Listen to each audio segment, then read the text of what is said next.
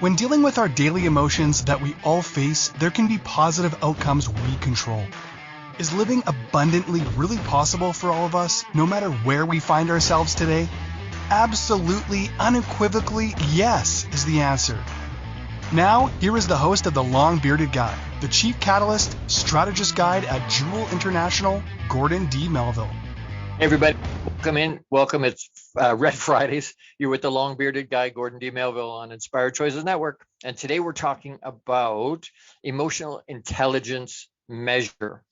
So being able to measure it. How do we measure it? What do we need to measure? Why would we even want to measure it? But we're going to talk about that.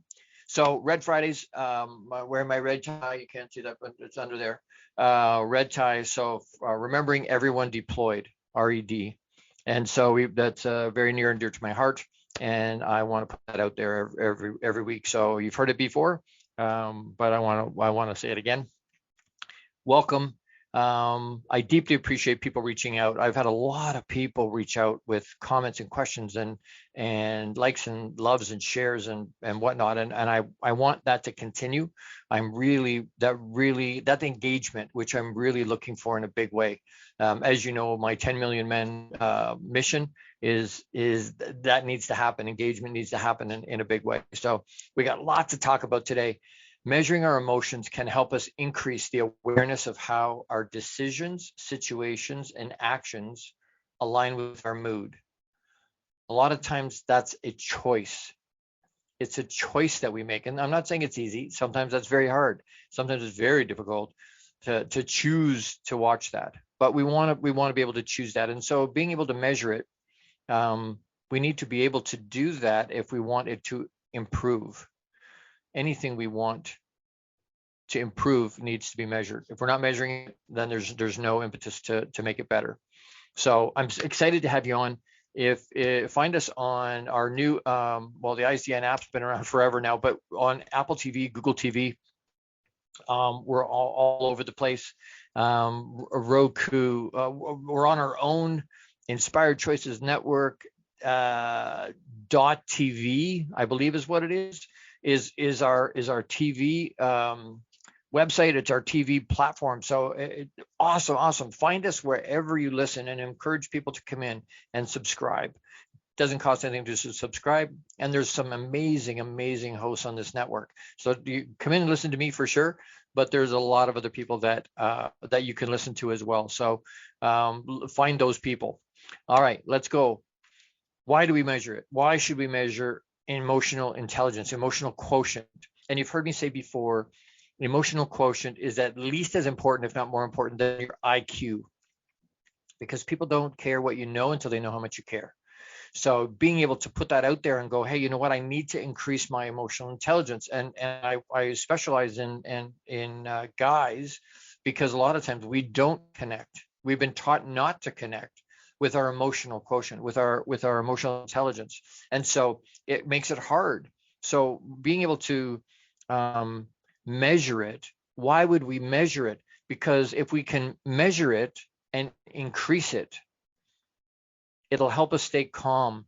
It'll help us be positive in the face of adversity, calm in crisis. That's emotional intelligence. Somebody that has really high emotional intelligence is calm through the storm, because they can measure, they can when I say measure, I don't mean measure, I mean measure out, right? Like let it out. They're looking at the situation from as many different sides as they can in a situation to stay calm, instead of freaking out and flying off the handle, reacting to the situation. And you've heard me talk about that before, but they want to respond. Really high level of emotional intelligence is able to respond and stay calm in the situation. So that's part of the reason why we want to measure it, to know where it's at. Being able to read emotions in other people and to know what to say to help and move them to action is another benefit of being able to measure. If I can measure it, then my relationships, and that's the last one in that segment, is to be able to build strong relationships and resilience. Building better relationships needs some emotional intelligence. I have to be able to read the room. It's insensitive to walk in and something's happened and not to be able to read the room not to be able to know and to sense, okay, this is what's going on in the room. We're insensitive then when we talk, when we share, when we say things that normally we may not say, but because the room is probably not what we're anticipating it would be. If we're not able to see somebody is hurting, we're not able to see somebody's frustrated, we're not able to see somebody's angry, if they're holding it inside. And I've always believed that women will tell you more with their eyes than they ever do with their mouth. So a lot of women are very adept at being able to hold on to that. They hold on to it.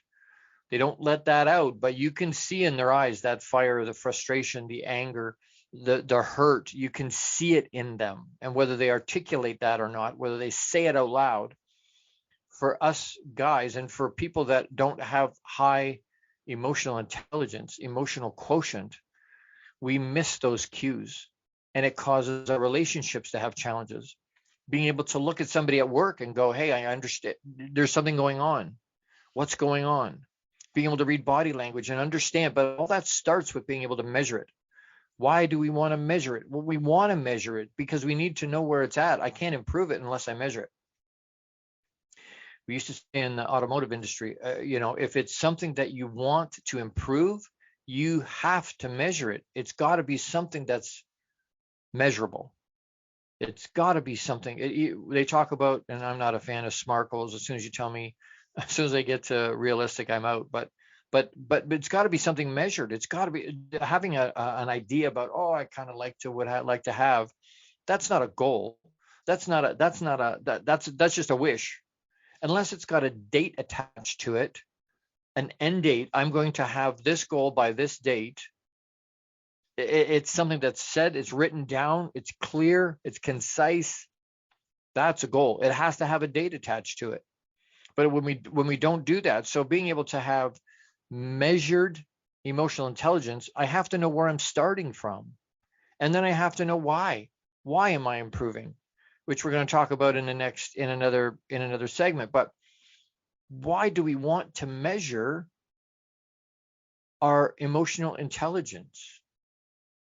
Why do we even think about it? Why does it even cross our mind as something that's important?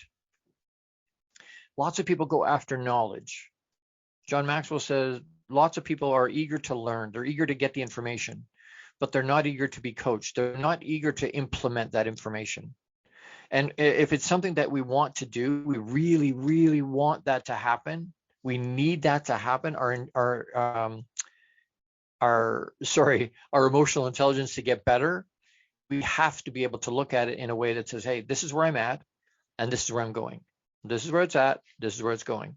And to be able to set that as a goal. Hey, I want it to be higher. I want to understand people better. I want my relationships to get better. I don't want to be such a person that's not tuned into the people around me. The only way that happens is if we measure it and then increase it. And we've talked about a lot of different things in terms of emotional intelligence, and we'll continue to talk a bunch of things. And I think I had said I could do 52 episodes of this and still not even scratch the surface of the depth of emotional intelligence and what's really there. But we're going to do a little bit. We're going to do a 30,000 foot view of it all. So that's why we want to measure it. The relationships is a big deal. Better relationships is huge, but also in the sense of staying calm and being in crisis. Being able to, that's on my wall, the stimulus, pause, respond. That's where that's based in. Being able to say, no. The stimulus comes, and if I don't have mastery of my emotions, which is why that's what we're trying to do. That's a few weeks away, but we're going to talk about that. I want to have mastery of my emotions. Why? Because that allows me to pause. The power's in the pause. The power's in the ability to not react in the moment. Because usually reaction is not thought out, and it's an instant. Usually it's emotional without all the information. It's a reaction instant without thought, and we don't want that. When we do it all the time, a lot of us do it regularly. But what we're doing then is hurting people around us. We're blowing up relationships. We're saying and doing things we can't take back. We need emotional intelligence mastery. We need to be able, and it's going to take attention, and it's hard, and it's messy, and it's not easy, and it's going to hurt. but we have to do it. It's got to be done. We've got to get to a place where we're. Then I think that's part of COVID. I think some of that it went away because we weren't interacting the way we always have, and so we get isolated, and then we forget how to interact with people. We forget those cues, whether it's body language or eyes or facial expression or whatever it is. We lose some of that. We've lost some of that, and to get it back at a higher level, come back at an even higher level, being able to have pause. I can't do that unless I know where my emotional intelligence is as a level, and then I need to be able to control that. How do I control that? I control that by understanding. I control that by exercising that muscle over and over and over and over. It's just like any other muscle. If I go to the gym and I can curl, 30 pounds, 50 pounds, 100 pounds, every time I go to the gym and do it, I can do more. Why? Because the muscle's getting stronger. So we need to do that with our emotional intelligence and other things in our mind that we're trying to improve. All these things we're trying to improve. I'm trying to be better than I was yesterday. I'm not competing with anybody else. I'm trying to be better than I was yesterday. And then tomorrow I want to be better than I was today. And it's not that it's going to be, at some point I'm going to be perfect. It doesn't work that way. Unfortunately, as humans, we're not going to get there. But it's an attention to it. It's a conscious attention to what our emotional intelligence is in terms of this topic. We have to be able to measure it. And then we need ways to find how do we do that, right? We need a why, because you know what? If the why isn't there, just like any other goal, if our why isn't there, the why is not big enough, we're not going to put the effort and trouble into trying to get it done if our why is not strong enough. There's got to be a reason. If we're happy where we are with our emotional intelligence, we're not going to do it, or we're going to do it for a little bit and we're not going to continue through because we go, hey, this is too hard. I'm telling you right up front, it's going to be hard. It's not easy, but anything in life that's of value typically is not easy. Things that we value highly are not things that come easy. And even things like diamonds, that's what? Coal with what? Huge amounts of pressure and lots of time turns coal into a diamond. It's going to take time, and there's going to be pressure, and it's going to be hard. I'm telling you right now, it's going to be hard. What I am assuring you is that it's worth it. Having a higher level of emotional intelligence for all of us is going to give us better relationships. It's going to keep us calm in a storm. It's going to make our life better. Our quality of life increases because we're able to take things in stride, because we're able to read the room, because we're able to understand where our spouse, partner, kids, work colleagues, people around us, we're able to read them better because our emotional intelligence is high. So that's why we want to measure it, because we want it to be something that improves. We can say, I'm going to improve whatever, but if we don't measure it, it's not improving. It just isn't. So, all right, we need to take a quick break. I got a shout out today to my good brother, Jose Escobar, is the founder and CEO of the Entrepreneur's Bookshelf. Check out the Entrepreneur's Bookshelf to learn more about the morning and evening routine mastery program that's changing people's lives. This program will help you install systems on the bookends of your day to maximize your morning and evening routine. Set up your free strategy session with Jose Escobar today, and you can reach him at theentrepreneursbookshelf.com. Incredible guy and amazing. If you're not doing something as a routine, as a habit in the morning and at the end of the day, you're not being as effective as you could be. It's critical that you set up your day the day before, and then you start the day with a routine that's the same day after day after day. You get way better results that way. So plug into Jose. Reach out to him at theentrepreneursbookshelf.com. As we go to break here, don't forget to pause and breathe. Pause and breathe. We'll see you. We'll be right back. You're with the long-bearded guy, Gordon D Melville, on Inspired Choices Network. See you in a minute. How much of our daily success relies on our mindset? anything we are unaware of can still impact our lives. When dealing with our daily emotions that we all face, there can be positive outcomes we control. Why is the word stigma such a BS misnomer? Is living abundantly really possible for all of us, no matter where we find ourselves today? Join the long-bearded guy, Gordon D Melville. The Chief Catalyst Strategist Guide at Jewel International invites you to an enlightening, sometimes shocking discussion. He will be challenging you to explore your own answers to these questions and so many more. This will lead you towards living an abundant, successful life no matter how you define it. Gordon D. Melville is live Fridays at 12 noon Eastern, 11 a.m. Central, 10 a.m. Mountain, and 9 a.m. Pacific on InspiredChoicesNetwork.com.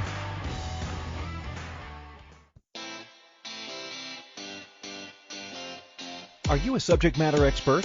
Are you here to share your expertise with an audience waiting to hear from you in only the way you can deliver? Are you ready to have your voice amplified across the airwaves? Inspired Choices Network has a global radio platform streaming to millions of people across the world. Professionally produced and supported by an accomplished team every step of the way, you can broadcast from anywhere in the world, knowing your voice matters, and we ensure it is delivered with ease and efficiency. Eager to hear your message, the world awaits. Contact us today to become an Inspired Choices Network radio host. Email become a host at InspiredChoicesNetwork.com. This is the long-bearded guy with Gordon D. Melville. To participate in the program, join the live studio audience in our chat room at InspiredChoicesNetwork.com. You can also send an email to the longbeardedguy@gmail.com. Now back to the program. Hey everybody, thank you so much for coming back, sticking with. And we're talking about emotional intelligence measure. You're with the long-bearded guy, Gordon D. Melville. That's me on Inspired Choices Network. We get back into it here. We talked about why we should measure our EQ, right, or our EI, right, emotional intelligence, emotional quotient, why we should measure it. The next question, logical step would be, how do we measure it? So you go, okay, Gord, that's great. Well, I understand why I want to do that. I do want to do that. Now, how do I do that? So there's a bunch of different ways. There's three basic ideas in terms of how we measure it. You can self-measure it, self-reporting. You can others reporting, and you can do ability-based assessment. So those are three different types of. So self-reporting is something where you go online and take a. It's not an aptitude test. It's an actual measuring piece. So there's four types of emotional intelligence tests: abilities-based, trait-based, competency-based, and behavior-based are the four. And so if you're taking an abilities-based, it's going to test where your emotional intelligence level is currently. That's an abilities-based. So how well you see a situation, how well you identify emotions in yourself as well as in others. Trait-based is so that is the concept of I'm loving, giving, attentive, assertive, and any of those things like that. A trait-based. So if I'm too assertive, maybe my emotional quotient, my emotional intelligence isn't as high. And again, sometimes there's nothing wrong with being assertive. We want to do that, but sometimes being too assertive is not reading the room well. So it's tempered a little bit, if that makes sense.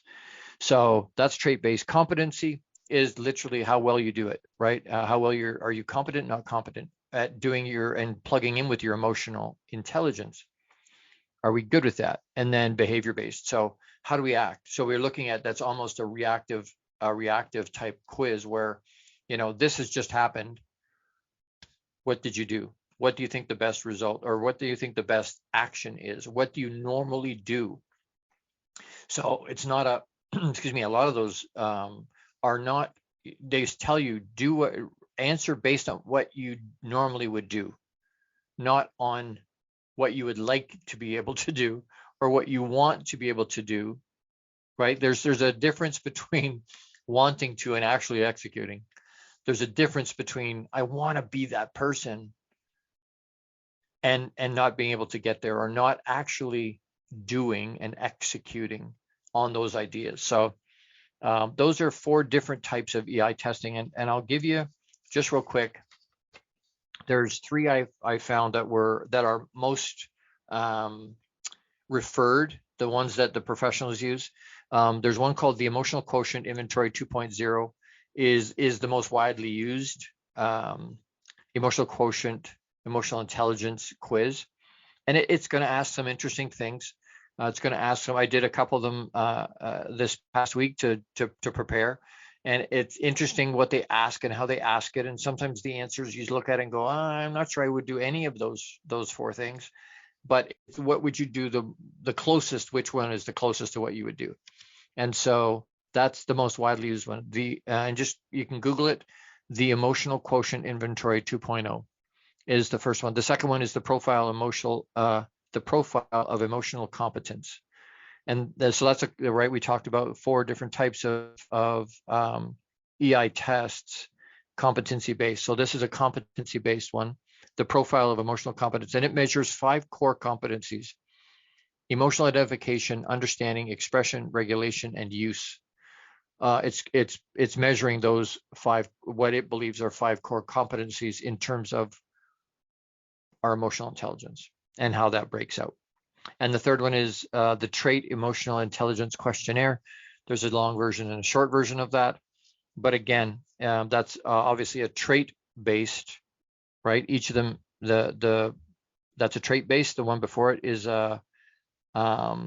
competency based, and the one at the top, the Emotional Quotient Inventory 2.0, is the most widely used because I think it touches on all 4 of those types of tests. So it's a more well-rounded, right? We can test on. Now if we're looking for one or the other, if we're trying to find out, hey, based on my traits, I need to know what my emotional quotient is, then do that one.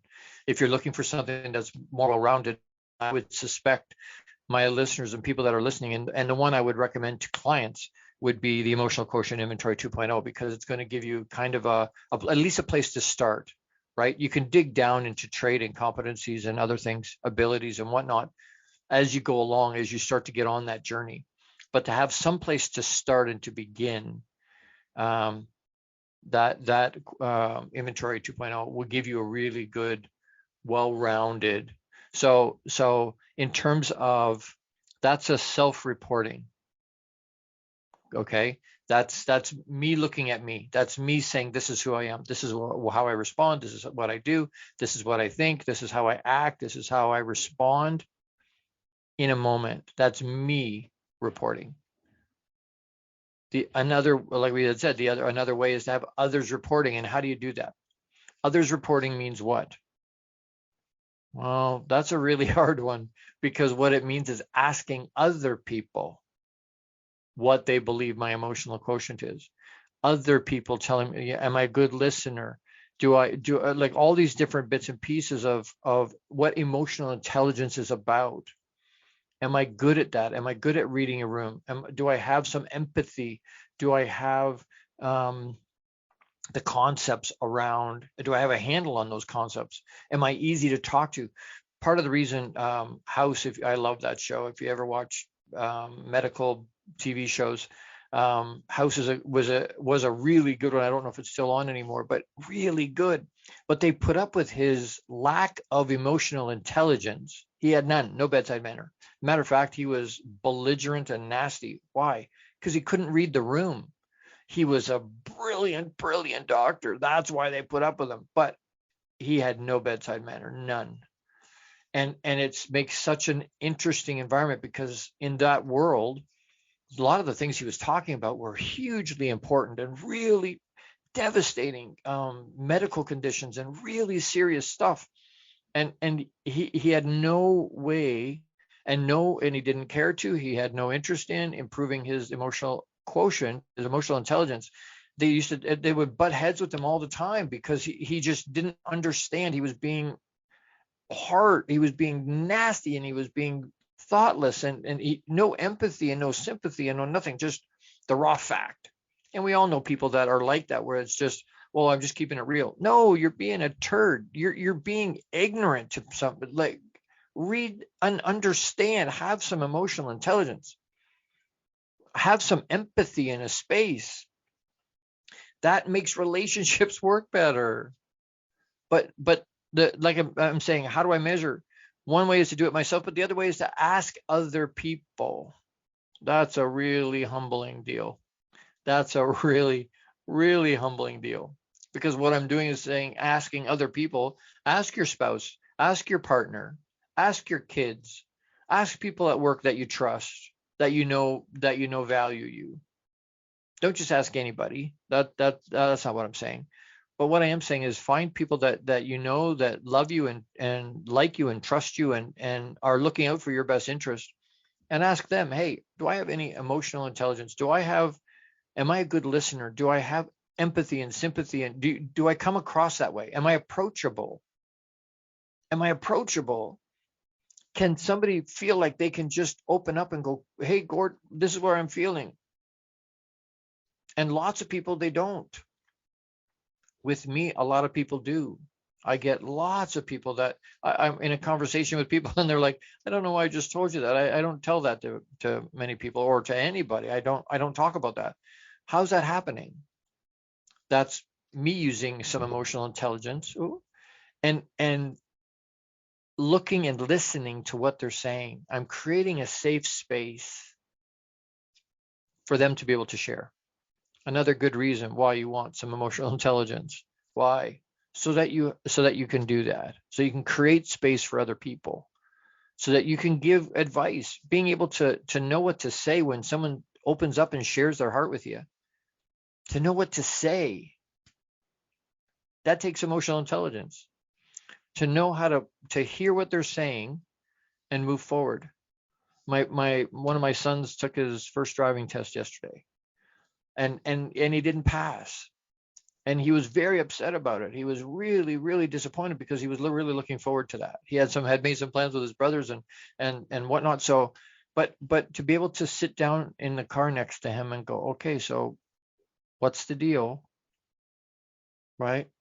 Have the right thing to say in the moment. That takes emotional intelligence. It takes empathy and sympathy and understanding the other person.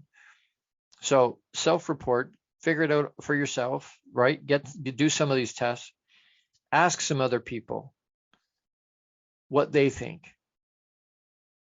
and pay attention to what they're saying. Don't just sort of pass it off the cuff. Pay attention to what they're telling you, because it's important. You may not, and it may be hard, and you may not think you're coming across that way. But if you ask 5 people, 10 people, and they all come back the same way, there's a pattern there. Whether you want it that way or not, whether you realize it or not, whether you're intending that or not, that's how you're showing up. And we want to make sure that we understand how we're showing up. We want to make sure, hey, and I think I'm coming at things a certain way. Maybe I'm not coming at it that way. Maybe that's not what's actually happening. Maybe they're reading it a different way. So you want to know, you want to gauge it, but you want other people to gauge it too. So ask other people. Man, time goes so quick.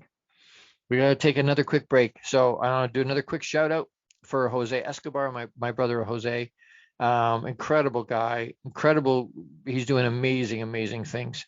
We check out his Connectors Leaders Academy membership to take your business to the next level. This is a perfect tribe to learn, grow, and connect like never before. The CLA tribe brings together some of the highest level entrepreneurs from all over the world.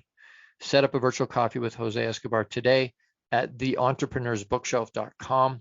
That's an incredible membership. That's an amazing, if you want to connect with people that are growth-minded, stop trying to find like-minded. I want growth-minded.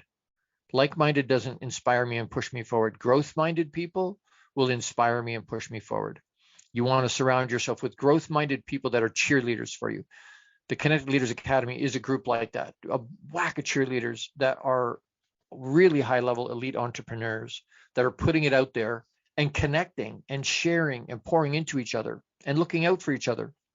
If you're an entrepreneur with a history of success, and you can get your ego into a room, those are the 3 criteria, reach out to Jose, theentrepreneur'sbookshelf.com, and he can give you some more information about that. But please reach out to him. I love my sponsors. my founding partner sponsors. I love them all. I can't do this without them. Looking for a couple more of them, by the way. Yeah, thank you so much to Jose. All right, we're going to take another quick break. But again, don't forget to pause and breathe, to ground yourself, and to put your head, so you're listening, you're hearing the different bits and pieces of what we're talking about today. To let it percolate, we need to stop for a minute. We need to meditate with it. We need to stop and go, okay, wait, and maybe for more than a minute. But for right now, we're going to pause and breathe as we go to break. Thank you so much. We'll be right back. You're with the long bearded guy. That's Gordon D Melville. That's me on Inspired Choices Network. Be right back. How much of our daily success relies on our mindset? Anything we are unaware of can still impact our lives. When dealing with our daily emotions that we all face, there can be positive outcomes we control. Why is the word stigma such a BS misnomer? Is living abundantly really possible for all of us, no matter where we find ourselves today? Join the long-bearded guy, Gordon D. Melville. The Chief Catalyst Strategist Guide at Jewel International invites you to an enlightening, sometimes shocking discussion. He will be challenging you to explore your own answers to these questions and so many more. This will lead you towards living an abundant, successful life no matter how you define it. Gordon D. Melville is live Fridays at 12 noon Eastern, 11 a.m. Central, 10 a.m. Mountain, and 9 a.m. Pacific on InspiredChoicesNetwork.com.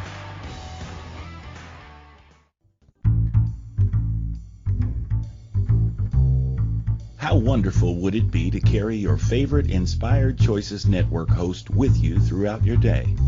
Well, now you can. Inspired Choices Network now has its very own mobile app. Our free app offers live streaming shows, along with thousands of podcasts and TV episodes. Our shows cover a wide variety of topics. Whether you're waking up with us, carrying us through the day, and taking us to bed with you, we're always here for you to enjoy. We're easy to find. Just search for Inspired Choices Network in the Apple App Store or Google Play Store. This is the long-bearded guy with Gordon D. Melville. To participate in the program, join the live studio audience in our chat room at InspiredChoicesNetwork.com. You can also send an email to thelongbeardedguy@gmail.com. Now back to the program. Hey, everybody. Thank you. Welcome back. Excuse me. I'm drinking herbal tea, and it's, what is that? Peach and ginger and dandelion. Well, it's very yummy, but it gives me a little bit of hiccups once in a while. All right. So emotional intelligence. Measuring. Got to measure. We have to measure. What we talked about, why we want to measure it. We talked about how to measure it. We want to talk, I'm going to give you just 5 elements framework, just a real sort of key points to pay attention to and to, so that you have some idea. By the way, if you don't have your journal, I forgot to mention that at the beginning. If you don't have a journal, if you're not writing some of this stuff down, you're not going to remember. We just, even if we take good notes, we only remember 10% of what we hear. So being able to journal or write it down, put it on something, write it down so that you have it. So here's 5 elements for framework as you start to think about and break into your emotional intelligence and start to measure it. Here's some things to think about. So self-awareness is the first one we talk about. Are we aware? House was not aware of his self, right? He had no self-awareness.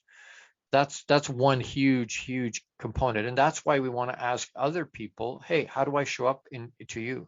How do you view how I show up? How do I interact with you? Am I approachable? Am I doing things and saying things? And do you know that you're going to get a response from me that's measured and calm and is going to be helpful in the grand scope of everything? Some people, sometimes they can, sometimes they don't. So self-awareness is a big deal. The next one is self-regulation. That's the ability to hold on to it. That's self-mastery. That's holding on to that stimulus pause. That's being able to pause. It's being able to say, hey, you know what? I can regulate. I can hold on to myself, let myself go when I need to, and pull back when I need to. That's regulating, right? If you're driving your car, your gas pedal and your brake pedal, you're regulating your speed, faster, slower, right? So regulation of ourselves. Can we do that? Are we able to do that? Do we find we struggle to do that? I know in some situations, I struggle to do that self-regulation and to pause because I have such a visceral reaction to whatever's been said or done. And being able to hold on to that it takes mastery. It takes working that muscle. So self-awareness, self-regulation, motivation. I have to have a why that's big enough. I have to be able to say to myself, no, no, no, no, no. I need to be able to hold on to this. Motivation, I can't motivate another person. Motivation is something that comes from inside of us. I can be inspired outside. Other people and other situations can inspire me, but I have to take that inspiration and motivate myself. So motivation, are you motivated to increase and enhance your emotional intelligence? Because if you're not, it won't work. If you're not motivated, if your motivation isn't there, it's not happening, no matter how badly you want it. If we have all done things, hey, you know what, I want to release weight. I really want to do that. But I love, ho-hos too much, or I love my chips, or I love my whatever, right? Ice cream and donuts. If my Big Macs, then it makes it difficult now because the motivation's not there, because it's just something kind of would like to do, right? I kind of would like to, but the motivation's not there, which means the impetus isn't there, which means the drive is not there to do the activity to get the result. And a lot of people want the result without doing the activity. And unfortunately, that's not how life works. That's not how we have to put in the work. We have to do the work. But we have to have a motivation. We have to have a why big enough that it keeps us feet in the fire when things get hard, and it's gonna, when things are difficult, and it's gonna be, and when we don't want to, because there's gonna be times you don't want to. But when that happens, the motivation, the why goes, no, I have to do it. I have to do it. When I'm listening to, and I think I mentioned this a few weeks ago, listening to Jocko, one of the authors of Extreme Ownership, and he said, people are talking about choice. It's not a choice.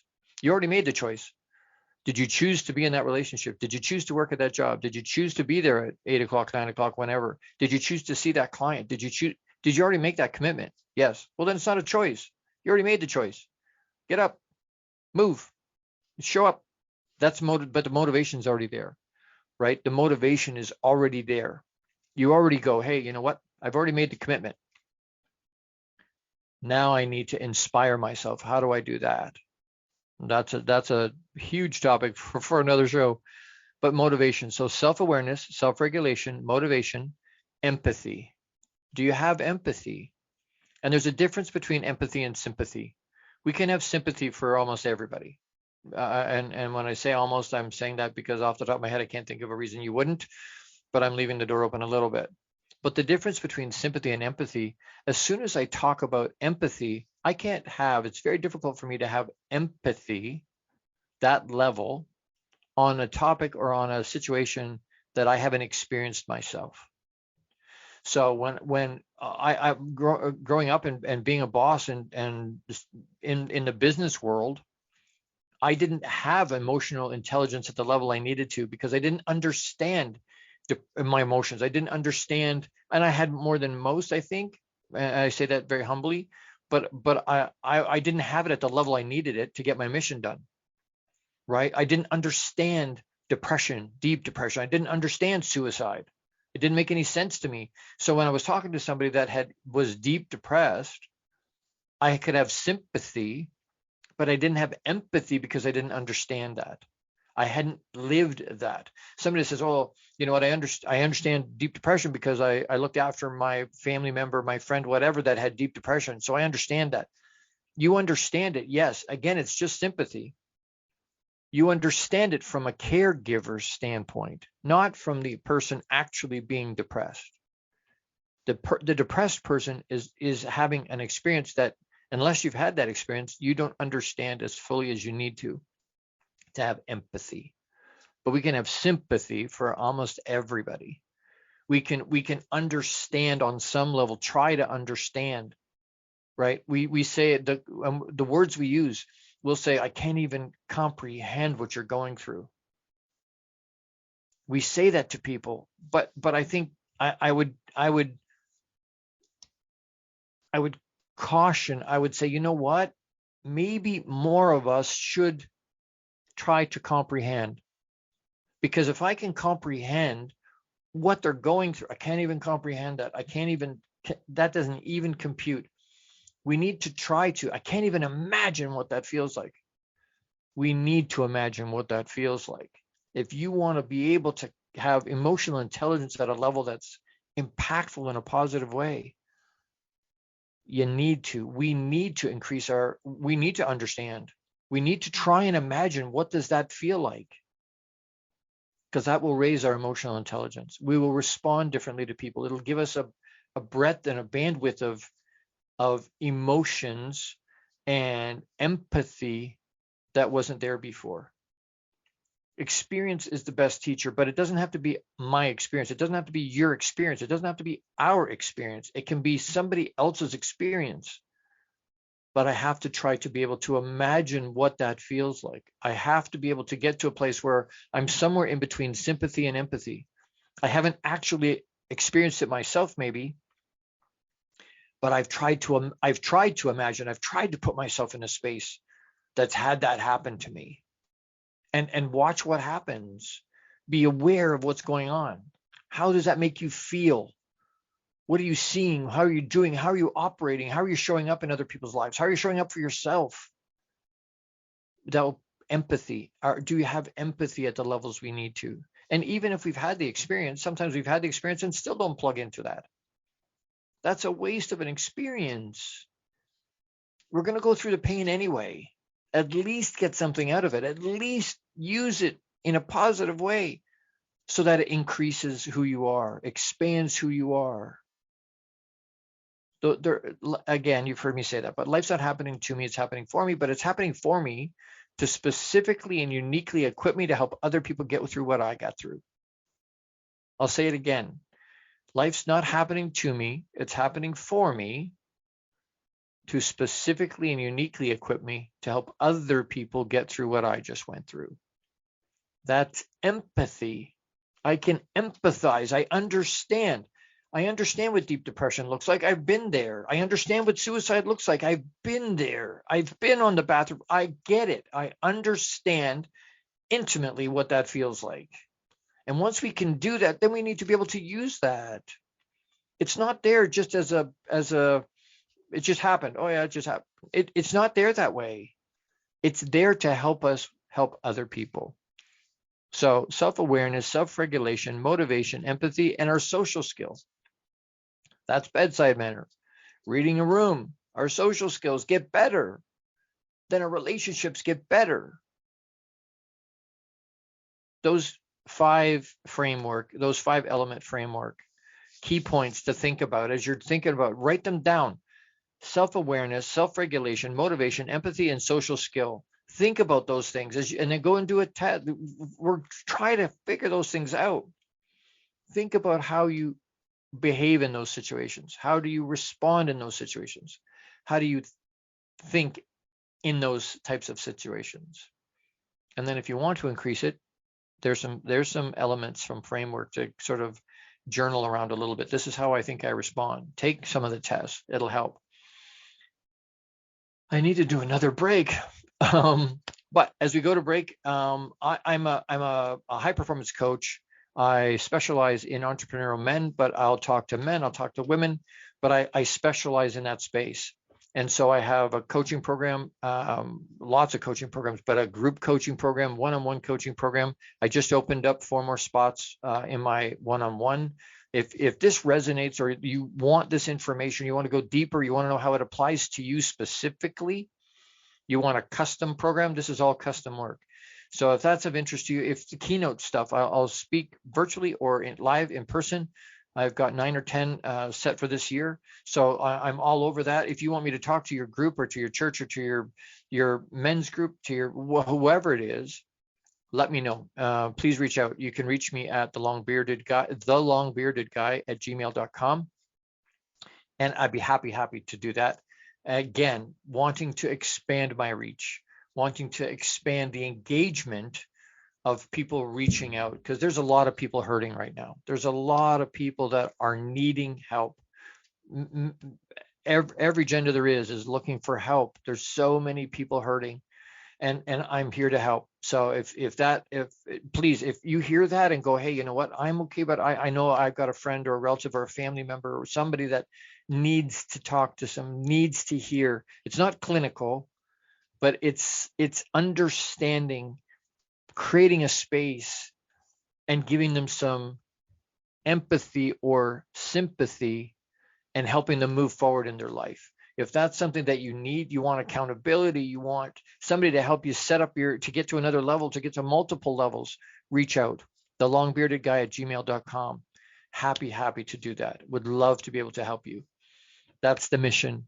So let me help you with that if that works. Another break. Again, don't forget to pause and breathe. I underline it on my page. Underline, pause and breathe. We'll be right back. We'll finish up a couple quick things here. But you're with the long bearded guy, Gordon D Melville, on Inspired Choices Network. Be right back. How much of our daily success relies on our mindset? Anything we are unaware of can still impact our lives. When dealing with our daily emotions that we all face, there can be positive outcomes we control. Why is the word stigma such a BS misnomer? Is living abundantly really possible for all of us, no matter where we find ourselves today? Join the long-bearded guy, Gordon D. Melville. The Chief Catalyst Strategist Guide at Jewel International invites you to an enlightening, sometimes shocking discussion. He will be challenging you to explore your own answers to these questions and so many more. This will lead you towards living an abundant, successful life no matter how you define it. Gordon D. Melville is live Fridays at 12 noon Eastern, 11 a.m. Central, 10 a.m. Mountain, and 9 a.m. Pacific on InspiredChoicesNetwork.com. This is the Long-Bearded Guy with Gordon D. Melville. To participate in the program, join the live studio audience in our chat room at InspiredChoicesNetwork.com. You can also send an email to thelongbeardedguy@gmail.com. Now back to the program. Hey everybody, welcome back. All right, as we close up, we're going to wrap. We're talking about emotional intelligence measure. Got to measure. If we have something we want to improve, we have to measure it. We have to be able to measure it, but then we have to know why. Why we're measuring it. We have to understand how to measure it. We have to understand what some of the framework around that is. And then we have to do something about it. So we're going to talk about, in next week, we're going to talk about executing, but I want to just, we have to go and do it. There's some books, there's two that I want to point out. They're both called Emotional Intelligence, oddly enough. One's Daniel Goleman. He's written so much stuff. Google Daniel Goleman, Goleman. I'm looking at his book. Daniel Goleman. The other gentleman is Ryan James, has a book called Emotional Intelligence, and it's a great book. They're both really, really, really good books. If you want to dig deeper, that's where you're at. You want to plug into resources and whatnot that can help you expand.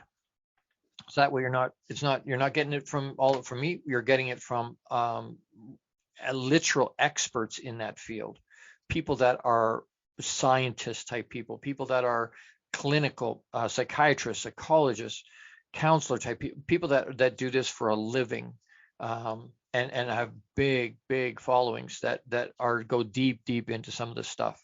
I'm just literally scratching the surface of it all.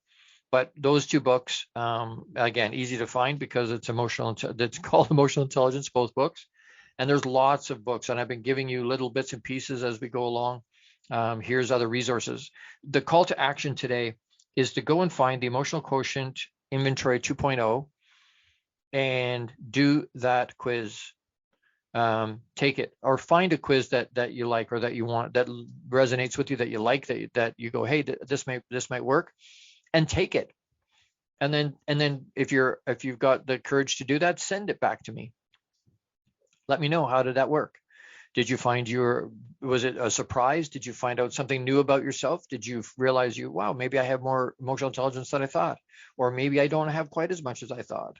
I thought I was a little bit farther along than that, but maybe I need to put some more attention to that. So take the test, find one of those quizzes, take it, let me know how it worked, and what you learned from that, of what you learned about yourself. Find somebody that you can talk to. Ask some of your friends, hey, how do I show up for you? Am I approachable? Would you just pick up a phone and call me, or send me a text and go, hey, I got to talk. Would you have that? Do I have that? Have I created that space? Ask people. That's a challenge. I know that's not easy, and that can be very difficult, but I'm going to challenge you. Hey, go ask somebody. Do it yourself, right? Do the self-report, but then do an others report. And tell me, how did that work? Did you actually do it, or did you not do it? Did you chicken out and go, I don't want to hear? And that's a natural response, by the way. Lots of us don't want to hear negative about ourselves. We don't want to hear negative. We want to hear positive. We don't ask, hey, where are my foibles? Where are my warts? We know what they are. Sometimes we're not always as self-aware as we need to be. So we need to ask somebody outside of ourselves that has some objectivity, that can look and isn't emotionally integrated into the situation, to give us the data we need. I know it's hard. I know it is. But come on, if we want it to increase, if we want to do better, if we want to be better humans, if we want to be able to show up for ourselves and the people around us at a level that we need to, and people are begging for, people desperately want that, both for themselves and for other people. They want to know, hey, this person, this partner of mine, this parent, this child, this relationship of any kind has a solid foundation. I'm understood. They've created a space that's helpful. And we need to do that. If you want to do that. Again, if you don't care, it doesn't matter. I'm probably not the guy you want to still be listening to. But if you're still here listening to me, then I would suggest to you that you want it to be better. You're wanting to intentionally grow. So I applaud that you're here. I applaud that you want to get better. I applaud that you're willing to be courageous enough to step out and do and execute the hard stuff. But that's the stuff for this week. Next week, same time, same great place. That's April 28th. Emotional intelligence, we're going to talk about execution of it. That's part 6. But execution of it. So we know why, we know how, we know some key points, we know some where we can get some of that stuff, but actually executing on our emotional intelligence. How do we use our emotional intelligence? Where is it functioning in our life? Because it's showing up in a lot of different places that I think a lot of us don't realize. It's affecting stuff that we didn't realize it was affecting, because we go, hey, you know what? I don't think that part of my life doesn't include that. Well, yeah, it does. There's a lot of parts of our life that include emotional intelligence and our emotional quotient, not just our IQ, not just how smart we are, but require and the finesse of that. How do I finesse that? So join us next week. Again, bring friends, bring your journal, make sure that you've got some way to write some stuff down. And that's that, like I said, next week, Friday, April 28th. And thank you so much for being here. I appreciate you showing up. I appreciate you putting yourself out there. I really, really, really appreciate the interaction and the engagement and the people that are reaching out to me. It means it's hitting a nerve. And I know there's people that are yearning for the information because they want to know how. They've got the desire, the motivation's there, but they're not sure what direction to go, where to head. That's a huge deal. And so, like I said, I applaud that you're here. I'll make it another great week. It's intentional. You have the power to do that. Make it another great week. Know that I love you. Massive big hugs. Live abundantly this week and with intention. We'll see you next week. I love you. Big hugs. See you next week. Thank you for tuning into the Long Bearded Guy Show. You are appreciated and loved. Gordon D. Melville returns Fridays at 12 noon Eastern, 11 a.m. Central, 10 a.m. Mountain, and 9 a.m. Pacific on the InspiredChoicesNetwork.com. Until then, make it another great week, leading with love, powerfully designing, crafting, and living out your positively impactful legacy life you were created for. Big hugs.